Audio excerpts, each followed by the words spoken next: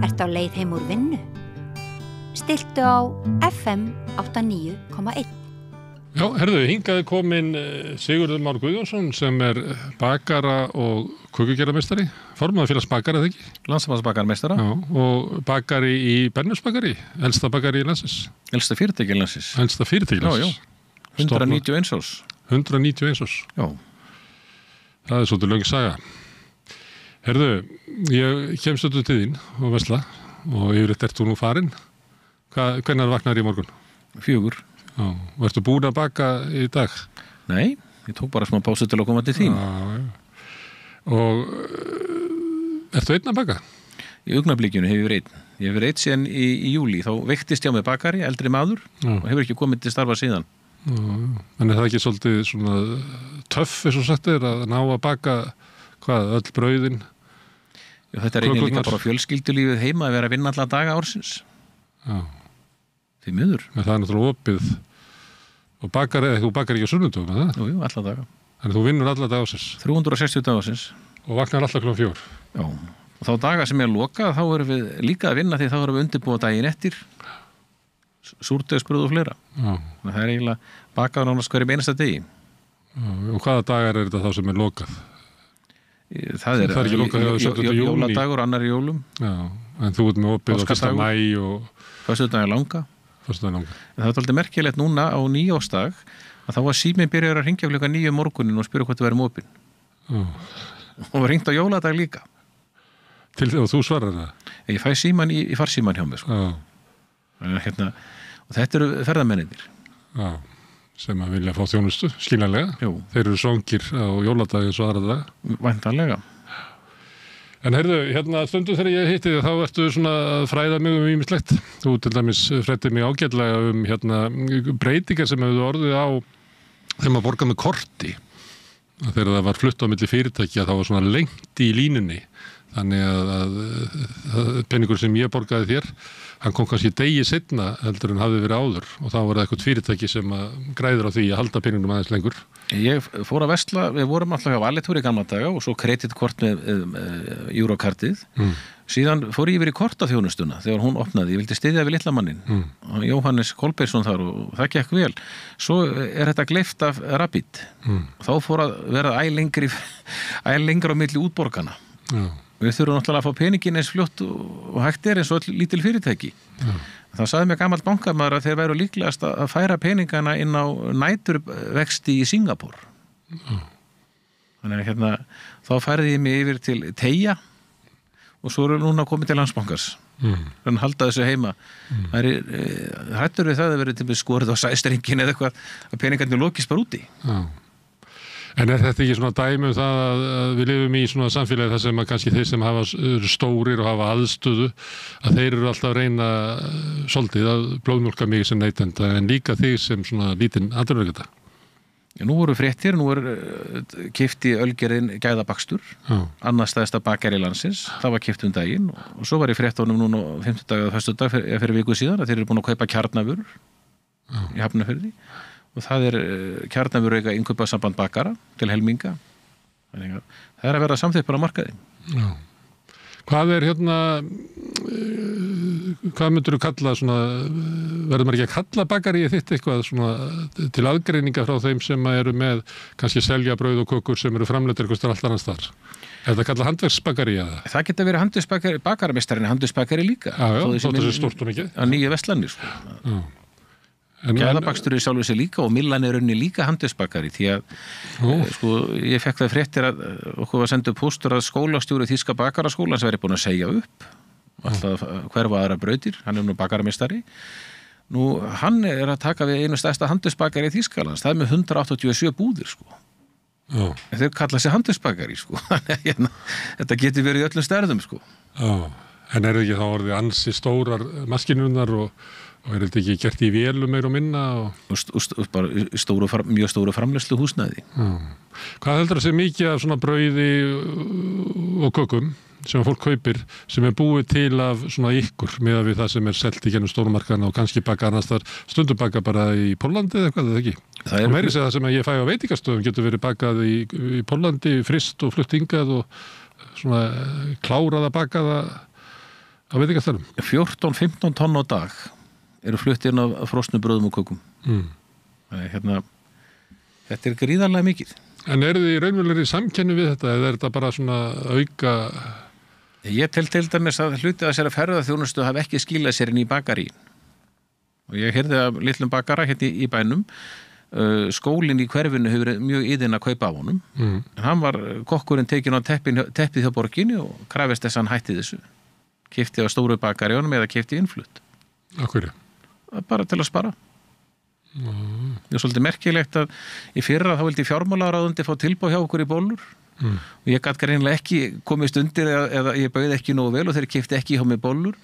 En í vikunni og eftir þá var frétt að það hefði verið keypt lögfræði þjónusta fyrir 83 milljónir af föður eins ráðherra í ríkisstjórninni án útboðs. En þeir voru að velta fyrir sér nokkur rjómabólum, verði á 100 rjómabólum. Þetta er náttúrulega algjörlega galið. Já.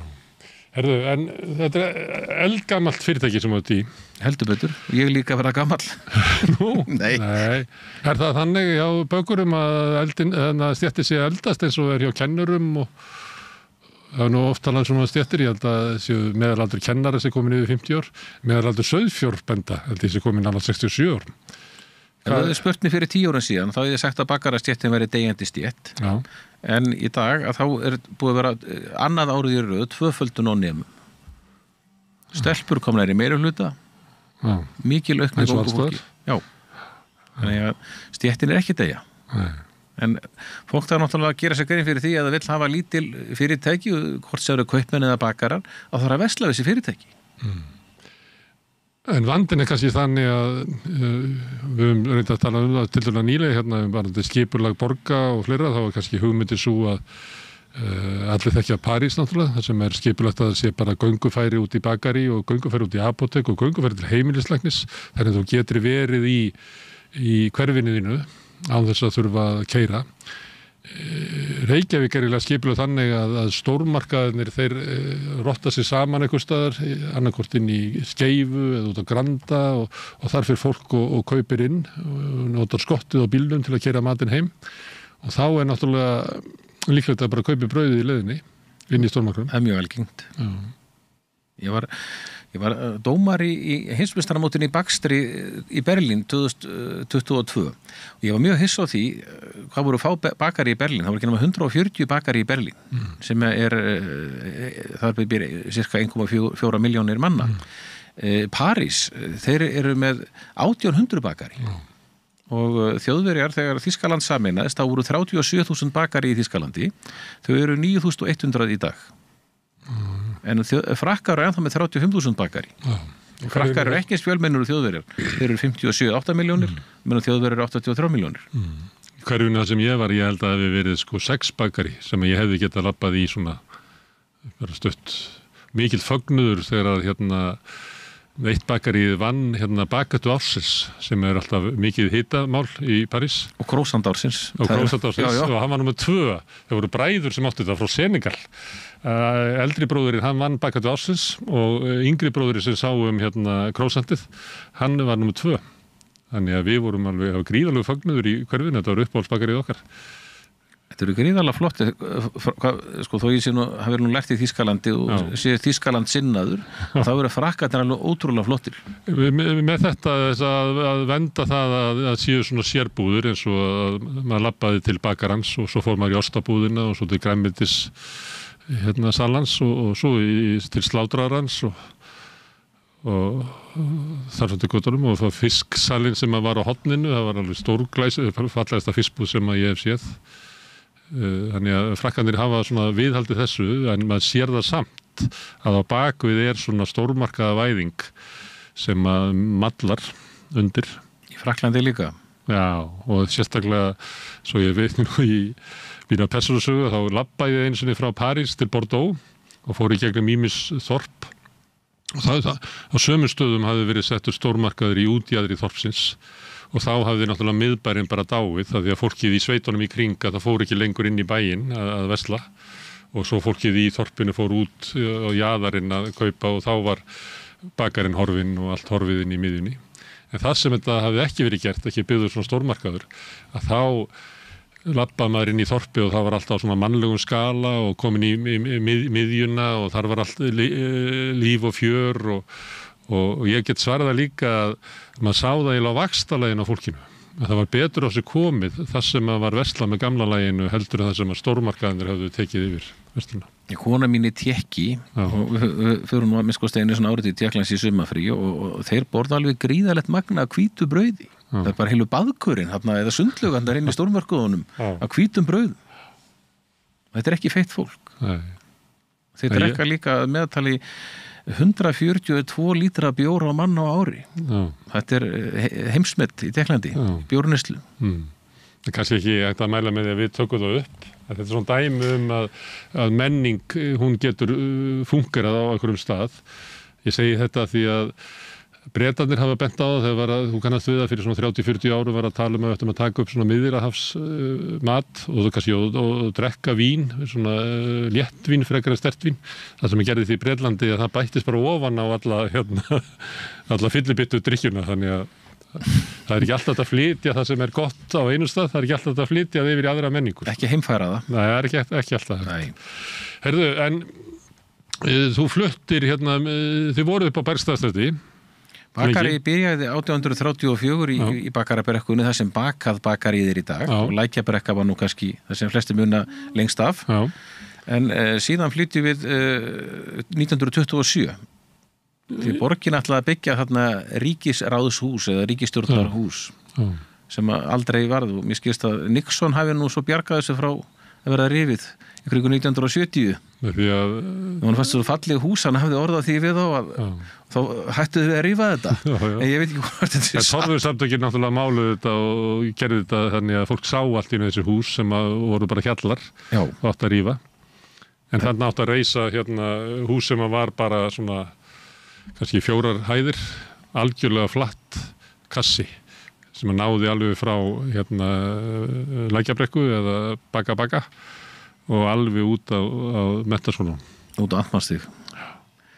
Síðan Bakari flyttu 27 og það hefði áður verið bakari í kjallaranum á Bergstaðastræti 14.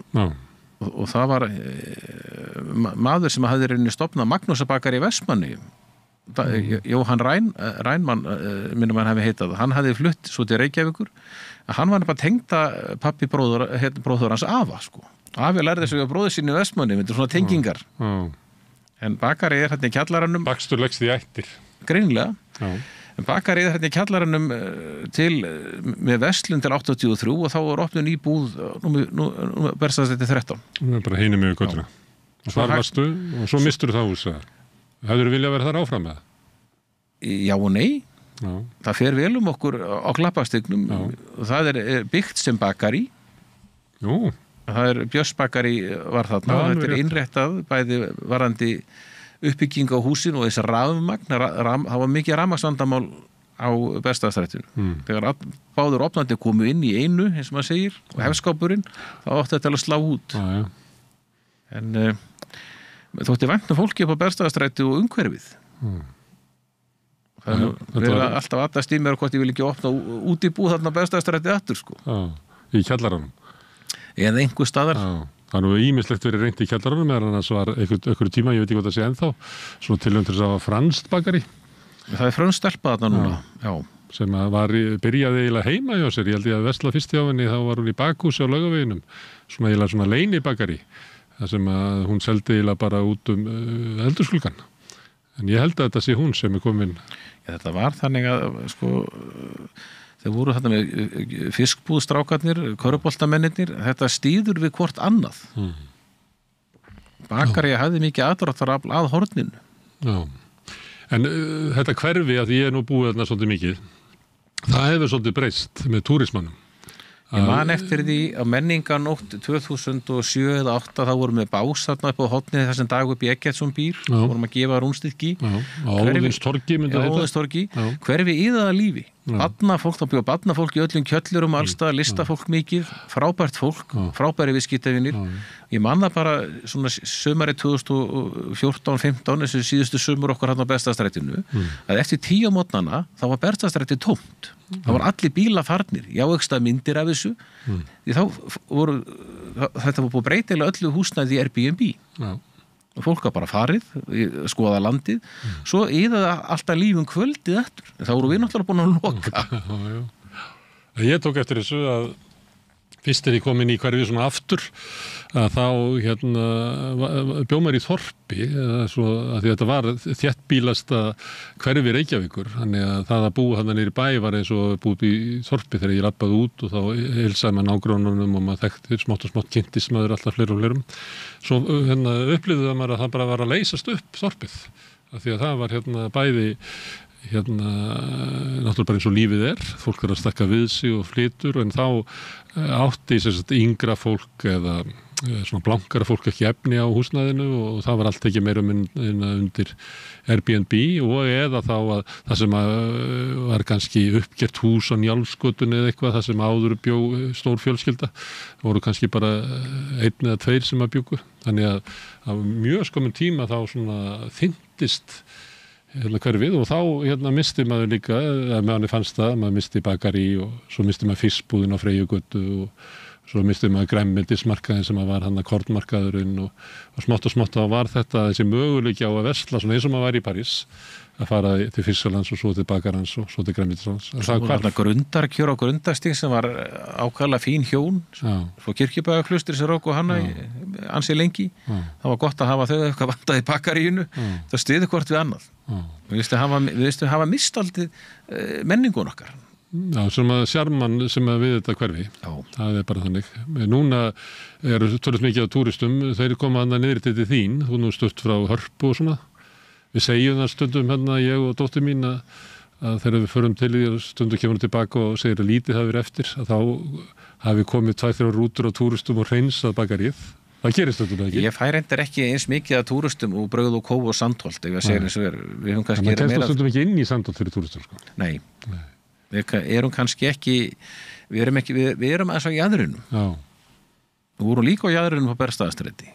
Það voru kannski, mann nær hjarta hverfisins, en ekki, það verðist vera túristastraumurinn liggjum Skólavörðustíginn, upp að Hallgrímskirkju og svo niður Frakkastíginn að Sólfari, svo labbaði með ströndinni út í Hörpu. Þetta svona þríhyrningur.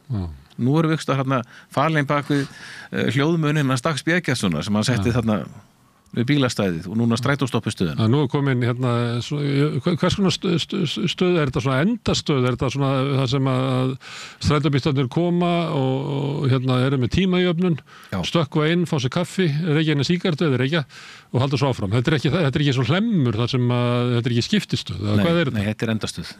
Við vorum, mér leist vel á þetta fyrst, ég að hlemmur væri að koma þarna, en þetta er bara hlemmur í dulagerfi, sko. Þetta er bara einhver endastöð og það er ekki mikið af fólki sem fer þarna úr vögnunum. Þannig það kemur ekki svona líf með þessu sem að nýtist. Eina sem þetta gerði að taka 72 bílastæði í burtu.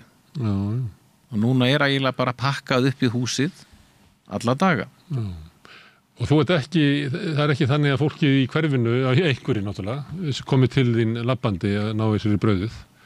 Það er kannski stór hluti að viðskiptunum háðu í að sé bílastæði. Þarna eru nú einhverja dýrustu blokki landsins, og þarna býr mikið eldra fólki, og efnuðu fólki, og það er kannski bara margt þess að gamla fólki treysti sér ekkit út labbandi í slæmu veðrum.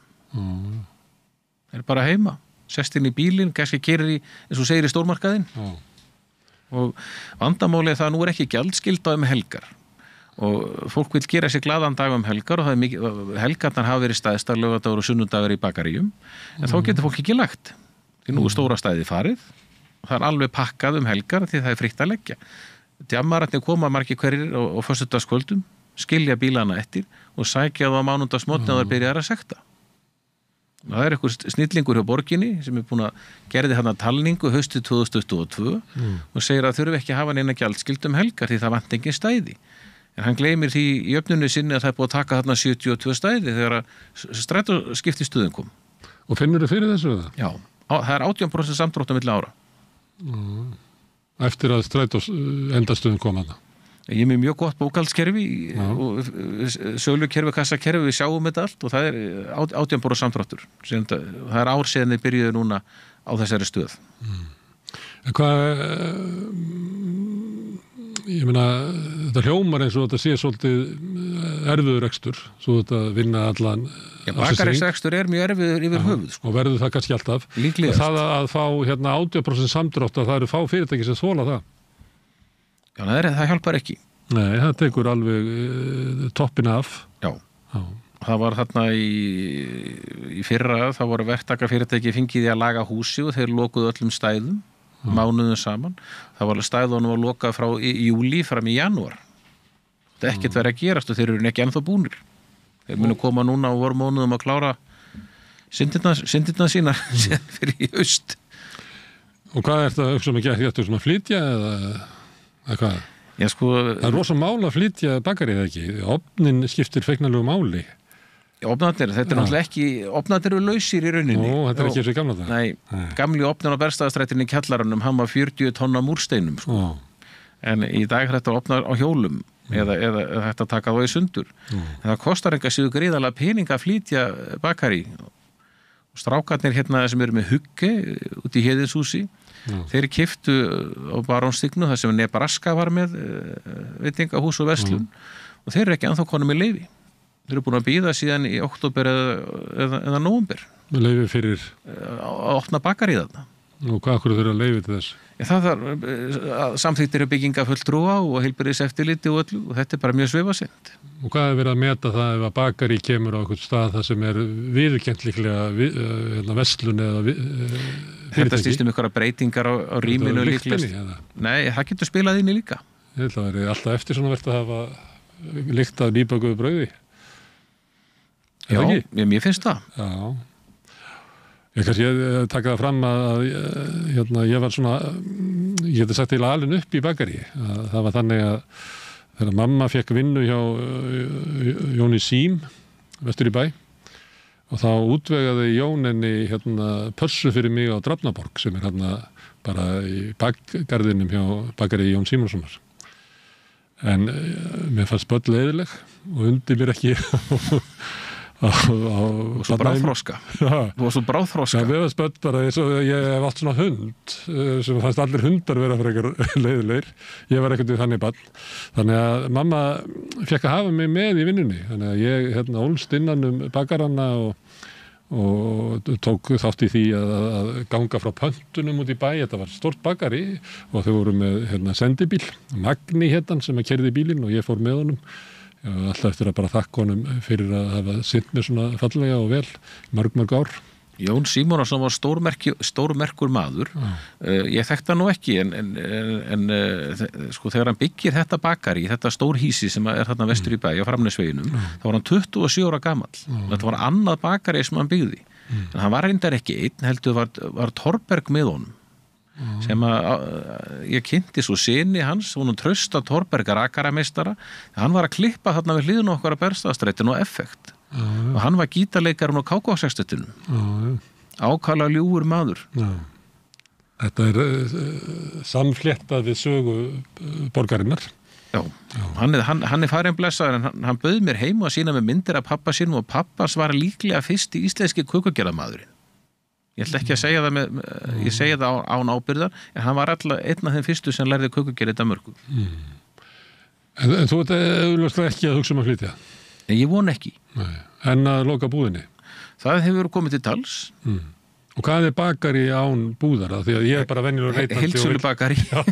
Bernhard byrjar í heildsölu. Hann byrjar á því að selja brauð í skipinu og til kaupmanna. Hann opnar búðina líklegast 1880. Bakari byrjaði 1834. Þetta er búið að vera á það kvarta allir sem eru að reka fyrirtæki. Mannahald er gríðarlega erfitt.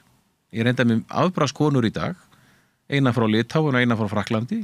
Allavega einn þeirra hefur búin að vera alveg frá því og varst upp á Bergstaðastræti. Hún er búin að vera síðan í janúar 2008. Ég og dóttir mín þekkjum hana vel. Það er Jannína frá Litáin. Hún er alveg frábær. Hvað ætla maður ömmu? En Þannig að saga Bernhöftsbakari, það byrjar sem heildsölubakari. Já. En þú ert að selja heildsölu. Ég veit að þú seldi lengi vel brauðið á Jómfrúna og þú bakar alveg frábært rúgbrauð sem að ég held að sé ekki lengur á Jómfrúnni eða? Nei, þeir hægt að kaupa okkur í apríl, mjög skyndilega. Já. En segðu mér eitt með það brauð, af því að mér finnst að hvet fólk til þess að fara bara í Bernhöftsbakari og kaupa rúgbrauðið, af því ég held að það sé besta svona danska rúgbrauðið í bænum og ég held að það myndi standast bara samanburð alls þar í heiminum, það verður bara frábært. Er þetta gömul uppskrift, af því að þetta er svo gamalt fyrirtæki, er þetta ævaforn uppskrift eða hvað er þetta? Uppskriftin heitir orginal dönsku softkernirúgbrauð eða blöðurúgbrauð, já, softkernirúgbrauð, já. Og þessa uppskrift þróaði ég rauninni með Jakobi gamla, pappa Jakob sem á Jómfrúnni í dag. Sem er núna í Hveragerði með sinn stað. Hann vist búinn að selja það líka. Nú? Já, Matkrána. Já. Það heyrði ég. Með þetta þróaði ég með honum.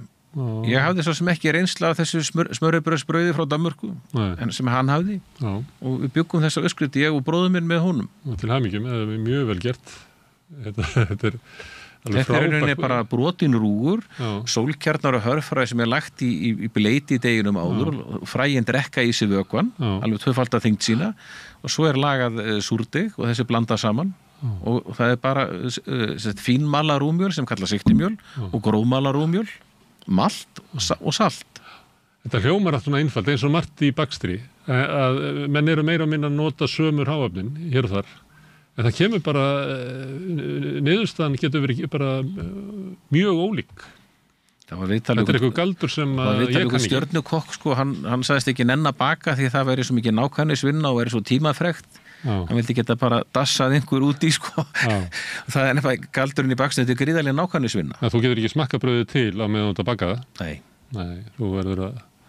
Þetta er mikil vísindi. Það er svo merkilegt í Þýskalandi að þeir telja að borgirnar í Evrópu hafi rauninni myndast í kringum bakarofnin. Þegar menn settust niður og fóru að baka brauð, því þegar talaði sig í biblíunum daglegt brauð, þá er kannski ekki endilega átti bara brauð sem slíkt, heldur bara matvæli yfir höfuð. Að brauð sé rauninni gamla heitið fyrir matur og fæðu. En ofnin var það, er ekki sagan einhvern veginn þannig að það er búin til ofn sem er sameign þorpsins og ég bý til brauðið mitt heima og kem og baka það í ofninum af því að ofnin er það getur ekki hver verið með þetta heima hjá sér.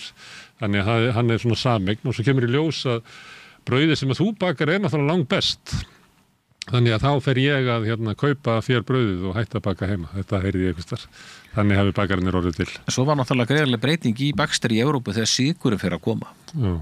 Þá verður ákveðin bylting og bakarar fara að sérhæfa sig í sykurbakstri og kallaði sykurbakarar og það er ennþá heitið á konditóri í Austurríki Zuckerbäcker. Þetta er sikkurt fæið, til dæmis að því ég nefndi í Frakklandi, að þá er þetta sikkurt fæið eiginlega að vera bakari og vera kökugerðamaður. Það var pattíser. Já. Og þú ert hvort tvekja það? Já. Er það því að við heima kennum þetta bæði eða fórstu og lærðir þetta? Nei, það var ekki, sko, nú var Áslaug Arna ekki lengur iðnaðarráðherra. Hún tók sér til og felldi út 30% af lögvenduðum iðngreinum. Þannig ég geti opnað bakari bara? Nei, bakaraiðnin fóru ekki, en það er búið að hóta okkur. Það gerist 2010 að 2 háskólamenntaða konur 2009 fara að reka ljósmyndastofu. Og félag ljósmyndara fór í málviðar og vann. Þær máttu ekki reka ljósmyndastofu að þess að vera iðnaðarmenn. Þá byrjaði hreyfing sem vildi afnema lögvendun ljósmyndunar. Katrín Júlíusdóttir, þáverandi iðnaðarráðherra, setti nefnd í gang og vildi endurskoða lögvendun iðngreina. Svo er þetta búið að vofa yfir iðnaðarmönnum og neytendum núna, síðan 2009. Og Þórdís Kolbrún fór að hóta þessu en Áslaug Arna léti skara skríða. Og það var maður í ráðuneytinu sem er búin að vinna síðan að ég tók sveinspróf sem var í þessu. Og þau náðu núna, eins og ég segi, 30% lögvendar iðngreina út. En kökugerð hefur lengi verið á aftöku listanum. Og meðal annars sögðu þeir að kökugerð hefði aldrei verið kennd á Íslandi, sem er rangt. Því fyrsta sveinsprófið kökugerð var tekið 1927, nýr á Laugavegi 5, í kaffihúsinu og konditorinu þar, sem Jón Símonarson átti, með Thorberg. og ég fann í kassa hjá Landssambandi bakaramistara fundargerð sveinsprófsnefndar í kökugerð síðan 1937 og þar var Alexander Britti sem pappi Hermanns Britti hérna bakara sem átti miðbæ. Já, og með bakari út í Álfheimum. Já. Ekki? Er það ekki Britti fjölskyldan? Nei, Britti var á Hálendisbrautinni. Já, ég held að... Það var Jón Albert, það var Kristinn... Britti? Nei, það var hérna Jón Albert Kristinsson sem á Björnsbakari vestur í bæ. Svo fjölskylda átti Milluna, en pappi hans, Kristinn, hann stofnaði Álfheimumbakarið. Mér minnir að þegar ég var við fluttum í Vogana, ég var svona 8-9 ára, mér minnir að það hafi verið Britti fólk sem var með Álfheimumbakarið þá. Það ætli ekki fullir það. Nei. En Britti var nýr á Hverfisgötu, eiginlega við hotnið á Klappastygnum. Svo fluttur byggði hann í félagi yfir nokkra aðra húsið að miðbæ á Hálendisbraut. Herðu, því ég svona smá áhuga á mat, það eru breytingar sem ganga yfir. Ég býst við að þú setja að baka meira súrdeg núna heldur en fyrir 20 árum. Mín kynslóð þurfti að læra að baka súrdegsbrauðin. Sko. Nú þurfum við að kenna krökkum að gera gerbrauð. Já. Og snúast við í skólanum. Sko. Já. Og hvað finnst þér þessa þróun? Stundum erum við með einhverja dellur eitthvað sem er kannski ekki betra en hvað eru súrdegsbrauðin hollari mér heldur en gerbrauðin? Þau eru ekki óhollari. Ekki óhollari? Nei, sko, í Þýskalandi þeir hafa haldið gagnagrunn, hann kom þessu á laggirnar, þessi Bernd sem að hætta sem skólastjóri, að það eru 3200 brauð í gagnagrunni, eða uppskriftir til í gagnagrunni þýskara bakara. Þeir eru svona þessi regional brauð. Og súrdegi er sett á svo mörgum ástæðum. Ég set súrdegi í danska rúbrauðis út á talum. Það er þess að bæta bakstuseiginleikana á rúnum. Já, til að brjóta hann svona niður. Já, ensímvirkni. En rúurinn heldur í, þú getur ekki lyft rú, það vantar í hann það sem að hveiti hefur. Glúteni, rúbrauð lyfta sér ákvæða lítið. Já. En ég segi, svo er þetta sett í sem fordeg, þetta er sett í ákveðnum tilvikum til að lyfta, og það sem fólk á Íslandi kalla súrdegsbrauð, það er þá að meina brauð sem er lyft með súrdeginu. Eins og franska súrdegsbrauð hjá mér, því ég lyft eingöngu með súrdegi, ekkert ger í brauðinu. Og er öðruvísi súr sem er með í því heldur en í rúbrauðinu? Það er hveitisúr. Já. Þannig að þú myndir setja súrin úr rúbrauðinu yfir í hveitibrauð, að þá er það svona miklu þéttara, það er sko súrara en myndi ekki lyfta sér mikið. Er það svona hugmyndin? Ég reyndi að vera með þýsk súrdegsbrauð, gerlaus, en fólk keypti þetta ekki. Þjóðverðarnir gera mikið af þessu, þetta heitir 3 þrepa hefun. Mjög tímafrek. En að því ég nefndi að þetta er svo gammalt fyrirtæki og ég var að spyrja þarna rúbrauðið sem að þú og bróðiðinn þróuðu með honum á Jómfrúnni og hefur ábyggilega tekið nokkur skipti því að það er ekki að smakka sér til, þannig að þið þurfuð að finna baka svolítið mikið af brauðu þá til að þau eru búin að finna að þetta ætlum við að síðan endurtaka aftur. Hvað af þessu þegar ég kem inn í búðina þína? Er einhver uppskriftir sem eru frá 1880 frá því að búðin opnaði? Maltbrauðið myndi ég segja kæmis næst í sem við bökum mánudum og normalbrauðið náttúrulega. Þetta eru hluti af þessum gömlu vísitölubrauðum sem voru verðlagsbundin. Og Hermann Britti sagði okkur í skóla, hann var nú fagkennari minn, að hann hefði brotist undan þessu með því að byrja á grófubrauðunum.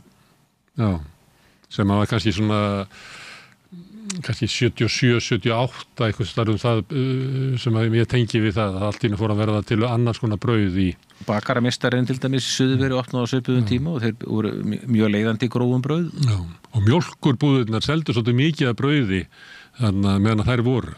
Já, og það var bakað í mjólkursamsölunni líklega. Samsölubakarínu. Og ég held að þau hafi selt tölvöld mikið af brauðum sko. Og þar voru bara vísitölubrauðin. Þannig að byltingin af annars konar brauðum upplifði ég sko að hafi komið í bakaríunum. Samkeppniseftirlitið, það leyfði þessa samþjöppun 96, bara daginn sem ég tók sveinspróf 96, þá var ég fréttunum að Samsölubakarí hefur verið keypt af millunni sko. Ef við vorum að tala á um París og það hvað hérna þroskuð bakaríið þar og bara hvernig fólk verslar í matinn, þar verðlagseftirlit. Þar hérna, þegar ég var að núti, ég man ekki, bagettan mátti ekki kosta meira en 95 cent. Og þá var það bara venjuleg bagetta sem var gerbagetta, sem náttúrulega bagettina sumuleyti verður til hérna með gerbakstri sem kemur kannski svona upp úr miðri 19. öld. Og svo tæknin í innbyltingunni að vera ofnar sem að þú gast hleypt inn raka og eitthvað svona, þannig að Bagettan samt frekar ungt brauð. Já, kannski frá svona 1890, 1910 eða eitthvað svo liðis. Þeir fengu í hittifyrra, þá fengur UNESCO viðurkenningu á snittubrauðið, eða bagettuna. Hann franski formaðurinn, Dominique Antra, hann alveg ótrúlegu karakter, flottur náungi og þeir eru mjög drífandi frakkanir og nú hann orðinn formaður allir samtaka bakara, ég sitt í stjórn með honum, mjög drífandi maður og þeir alveg við vorum að færa frú Höllu köku út á Bessastöðum fyrir hálfum mánuði síðan og Hallin alveg frábær kona hlustaði og gaman að tala við hana og ég benti henni á hvað frakkar ættu stórkostlega tengingu við sitt forsetaembætti. Til dæmis ef þú sér franskan kokk eða bakara sem með fánakraga hérna, þá hefur hann unnið M&F eða Milieu Franse sem keppni sér haldi í öllum lauföndum iðngreinum, 142 iðngreinum og þegar þetta ekki eitt sigurvegari, heldur þarft að ná ákveðnu stigafjölda, þá færð að bera franska fánan hann mennur sæmdir forseta orðu sem þið mega bera hálsinn með franska fánakragan. Ég með velunin hann besta bagettan bakari frá Senegal sem svolítið merkilegt, hann bara kom til ég held að hann hafi verið komið vel á 30-aldur þegar hann kom til Frakklands og aldrei bakaritt. Þannig að þetta var stórkostlegt afrek á honum að vinna bestu bakettuna. Það sem að velunni var þann daginn sem þetta var tilkynnt að þá fór hann með bakettur í forsetahöllina. Það var hluti af svona stemmingunni í kringum þetta. Ég held þeir farið 2 árið, þeir farið með þessa kökusúðsæðir konungakökuna sem á 13. og svo farið með snittubrauðum sumarið. Já, það líka mikil keppni að hver gerir bestu kóngakökuna, ég man ekki alveg hvað hann heitir á frösku, en það svona marsipankaka í smjördegi, eða ekki? Jú, möndlumassin í henni. Já, ótrúlega gaman þegar hún allt í henni byrtist í öllu bakaríum, það svona álíka stemming og kannski í okkur með bolludaginn. Að verður svona stemming.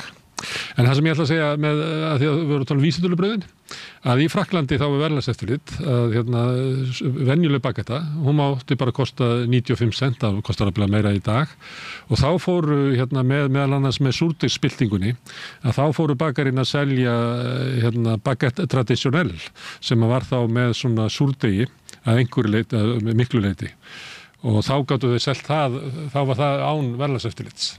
En þau urðu alltaf að bjóða upp á klassiska bagettu á 95 cent, alveg eins og kaffihúsið þar, það verðlagseftirlit að þegar þú kaupir kaffibolla og stendur við barinn, að þá máttu ekki kosta meira heldur en ég man þegar ég var að núti, kannski 1 evru. Ef ég satt inni þá máttu kosta 1,15, ef ég satt út á terrassinu þá máttu kosta 1,25. En með svona afskiptasemi sem talað í dag, inngrip inn í frjálsviðskipti og svona, hefur Parísarbúum tekist að halda borginni sinni eins og hún og við finnum það bara öll þegar við komum hana, hvað hún einhvern veginn á mannlegum skala og allir geta farið, þú mátt ekki rukka fyrir vatn, þú verður að bjóða upp á vatn með kaffinu ef eitthvað bjóður það og það alls konar svona reglur sem í. Þeir láta bara ekki bjóða sér, Frakkar láta bara ekki bjóða sér eitt kjaftaði. Bændinni mæta bara á skíkadreifurunum og dæla inn gluggan á ráðhúsinu, það alveg ótrúlegt að sjá þetta. Já. En þá það þannig, ef þú ætlar að vera með bakari, að þá verður að bjóða upp á bakari sem að, svona fátækra fólk hefur efni á að kaupa. Þú máttur að selja heitt megin, en það ekki heitt að því, en þú verður að bjóða, það svona, það lifir ennþá í Þeir eru sósíalískir í hugsun. Já, þeir eru það. Heyrðu, ef þú loka búðinni, þá verður það náttúrulega frá 1880 hefur Bernhards verið með opið bakari. Ég vona bara að maður vil ekki vera rekka hræðslu á það, ég vonar að komi, mér fyrst ég bara mæta miklu skilningslýsi hjá borginni.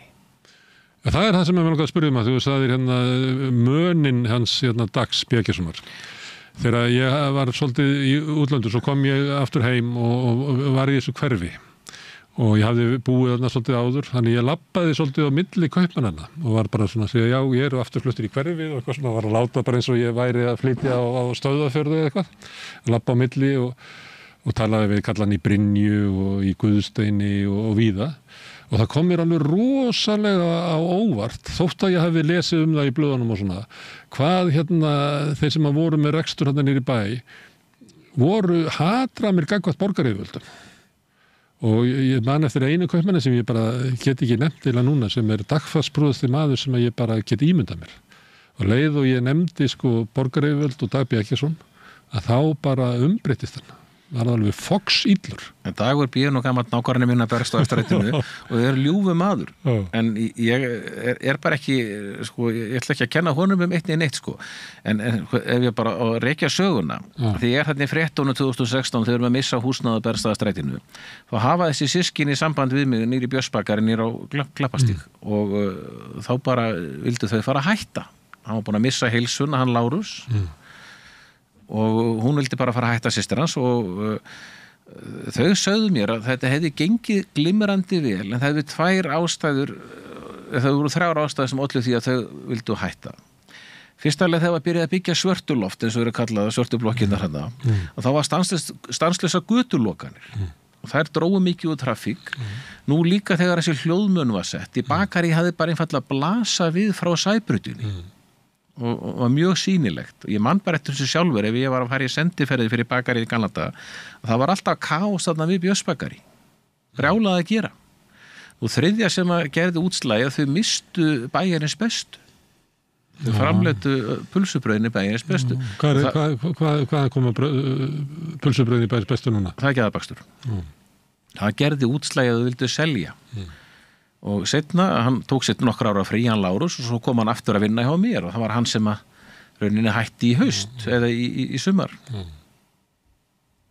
hann ákvæðlega ljúfu maður en þessi svona ég veit að segja bara svona illindi þeirra sem með rekstur hann í bæ, gagnvart borgaryfirvöldum hvað veldur þessu? Ég meina, eitthvað sagði ef að Dagur B. ég sæi hann fyrir utan labbandi, þá myndi ég hlaup út og sparki raskat og þú veist, ég er ekki að segja að þetta hafi verið raunverulegt, en þetta bara lýsti svo mikill í svona langvarandi kergju og svo sögðu menn, veistu, hann hefur aldrei komið hérna, borgaryfirvöld hafa aldrei komið hérna. Þessi ég var að gaggrina við lögvendun iðngreina, iðnaðarlög, hann var fjall nú frá í síðustu viku Helgi Steinarblessaði sem hefur skrifað með mig greinar lögvendun iðngreina, ákvæðlega ljúfu maður, múraramistari. Þetta er fyrst og fremst neytendavernd. Ef lögvendun er tekin að iðngreina, það skiptir mig engum máli, það verður ekki tekin að mér próf, hvorki bakarameistarinn eða kökugerðarpróf, en það er unga fólki sem er að læra framtíðin og á hvaða standard ætlum við að hafa íslenskt samfélag. Og þetta er hlýst af því að þetta fólk sem er í stjórnmálum, það hefur aldrei dýft hendi í kalt vatn og veit ekki hvað er að gera. Það er sami borgaryfirvöld. Þetta fólk hefur ekki reynt á eigin skinni að reka fyrirtæki. Þetta heyrðum við mjög í kringum landsfund sjálfstæðismanna. Það voru svona raddir inn í sjálfstæðismannum að við þyrftum að hafa í forystu eitthvað sem að hefði haft áhyggjur að eiga fyrir launum næstu mánaðamót. Upplifir þú það í samskipti þínu við borgaryfirvöld og bara yfirvöld almennt að það sért að eiga við fólk sem hefur raunverulega enga innsýn inn í það hvað er að standa í svona barningsrekstri? Því þau erum að tala kapitalism og sósíalism og fleira. Við erum í rauninni bara sósíalísk fyrirtæki, þetta er þjónusta við almenning og þetta er gamli tíminn. Þetta er bara, það eru ykkur bakari komin í hendur fjárfesta. Þú telur að þínir hagsmunir sem skildari mínum heldur en þínir hagsmunir skildir Elon Musk ríkasta mann í heimi. Þóttu eigir rekstur, sem þetta lítið fyrirtæki, að þá upplifur ekki að þú hefur sameiginlega hagsmuni og auðugustu fjármagnseigendur landsins. Ég sá, það var skilti fyrir þann konditúri í Þýskalandi, ég sá svo eftir að hef ekki, það var á Facebook, ég sá bara svo eftir að hef ekki tekið mynda þessu eða skjáskot af þessu, því það stóð, þegar þú verslar í þessu fyrirtæki, ert þú að versla í venjulega fjölskyldu. Þú ert að borga fótboltaæfingar fyrir lítinn strák og danstíma fyrir litla stelpu, ekki bensín og enga þóttu milljarmæringa. Og þetta er svona sem ég upplifið sjálf á mig. Við erum bara venlilegt fólk, venlileg fjölskylda sem erum að reyna að lifa. Einhvern tímann kom ég til þín og þá sagðirðu mér að þú þyrftir að fá hjálp, þyrftir að ráða bakara. og þú hefðir, ég held ég augast á einhverjum þýskubakara, en þú fannst hvergi húsnæði fyrir hann. Þetta fór að vera mjög erfitt eftir þessa Airbnb-væðingu. Já. Það er vissulega hægt að finna kannski herbyggi upp í Breiðholti eða litla íbúð upp í Breiðholti, en þegar menn mæta á nóttinni þá þarf að borga leigubíl. Það er þá bara auka kostnaður. Já. Þannig að það getur skipt öllu fyrir þig að bakari sem var að vinna með þér geti labbað í vinnuna. Eða ég sótt hann á leiðinni í vinnuna. En ef hann býr í völlunum í Hafnarfirði, þá er það bara leigubíl sinnum. Þú vinnur 7 daga vikunar. Já, ég er að segja þetta er kannski 10.000 kall á dag. Já, þetta er 200 kall á mánuði í leigubíla. Ég bara segi svona, einhvers staðar verður að taka hana pening. Þannig að það verði ekki úr því að þú fékkst þýskan hjálparbakara. Ég er með þýska mann akkurat í augnablikinu. Hann blessaði að komin hérna til landsins og ætlaði að setja stað á Íslandi. En hann ætlaði að fara aftur því að honum ábýður svo allt er dýrt. En hann kom bara á götunni á mánudaginn í síðustu viku og spurði hvort hann mætti vinna hann verið nokkra daga. Leigja fyrir flugfærinu heim. Og kann hann að baka? Mjög fínn maður. Hann er frá Bílafeld. Harðduglegur maður. Sem er svona bakari eins og þú ert þýskur bakari. Ég lærði kökugerðin í Þýskalandi, en baksturinn lærði hérna á Íslandi hjá Hermanni Britti. Já. Maður er svona að blanda. Já. Herðu, Sigurður, það er gaman að fá þig og að spjalla. Gaman að tala um mat og líka gaman að tala um svona efnaðsmál út frá sjónarhóli þeirra sem eru í svona venjulegum rekstri. Og ég heyri það á þér að þér finnst svona að vera þrengt að ykkur. Kerfið er ekki alveg búið til fyrir þig, það er frekar búið til fyrir svona stærri fyrirtæki. Það er hnígur allt í þess. En sko það væri voða gott sko við erum voða ánægð þegar ykkur nær ykkur árangri ungur. Ég var nú sjálfur bakarameistari 22 ára gamall og voða stoltur af því, en ég kunni ekki neitt. Kunni ekki neitt? Já, veist, ég kunni eitthvað skilur, en maður kann náttúrulega miklu meira í dag. Ef þú skilur hvað við. Reynsla er svo mikilvæg og það er líka bara í stjórnmálum, fólk sem ætlar að stjórna fyrir okkur að hafi reynslu. Þekki bara eigin baki. Þetta er ekki að skilja hvernig samfélagi fungerar. Það er svipað ég var að spyrja áðan, þeir sem að þú átt við á borginni eða í stjórnsýslunni eitthvað fleira. Það er eins og þú upplifir að það hafi ekki almennilega innsýn inn í það hvernig raunveruleikin er. Og núna segir þú talar um reynsluna og það maður verður oft var við það þegar að ég er orðin gamall, eldri þú líka. Og þegar maður talar við yngra fólk, það er oft eins og yngra fólk sé að tala um hlutinir eins og það ætti að vera. En og takk ekki til þess svona hvernig þeir eru, það sé að reyna að þröngva lífinu inn í eitthvað form, eitthvað svona ramma. Og það verður maður náttúrulega mikið var við í samskiptu við þú opinbera. Það er svona hugmyndur hvernig hlutinir ætti að vera. Og það er svona getur verið. Þetta er bara líklega sko, ég ætlum að setja okkur í spor einstæðra móður sem er með börn í fyrir Íslendum og fleira, hún þarf að hafa bíl. Ef krakkin allar í 5 leik eitthvað staðar og fótbolt annar staðar og fleira, almennir samgöngur í borginni er ekki nógu góðar. Skipulega er náttúrulega þannig að tómstundundar eru úti í iðnaðarhverfunum eða eitthvað annars staðar en ekki inn í hverfunum þessum börni búa, sem að ég held náttúrulega borgaryfirvöld það ættu nú aðeins að velta fyrir sig hvernig stendur á því að það gerðist. Að þjónusta við börn séu í svo mikið í fjarlægð að börnin þurfa að vera á bíl. Börnin er ekki á bíl sko. Ekki ennþá. Við veitum ekki hvað framtíðin leiðir í skauti sér. Herðu, ég segi nú bara persónulegum hagsmunum að ég vona að þú haldi búðinu opinni, því að ég kem hérna reglulega og kaupi að þau brauð. Það byggist á því að Reykjavík borga vakni. Og hvorki borgarfulltrúar, nú er þeir hættir að svara mér þessi borgarfulltrúar þegar ég hef verið að senda þeim púst og kvarta sko. Við sjáum til hvort að þér og okkur takist að vekja þú. Sigurður Már Guðjónsson, bakara og kökugerðarmeistari í Bernhöftsbakari. Kæra þakkir fyrir komuna. Takk fyrir að bjóða mér. Og við höldum hér áfram við rauðaborðið að reyna að skilja heiminn og samfélagi sem við lifum í og okkur sjálf í leiðinni. Næsti kafli er eftir augnablik. Þú ert að hlusta á Samstöðina. Róttækt sjónarhorn á atburði dagsins.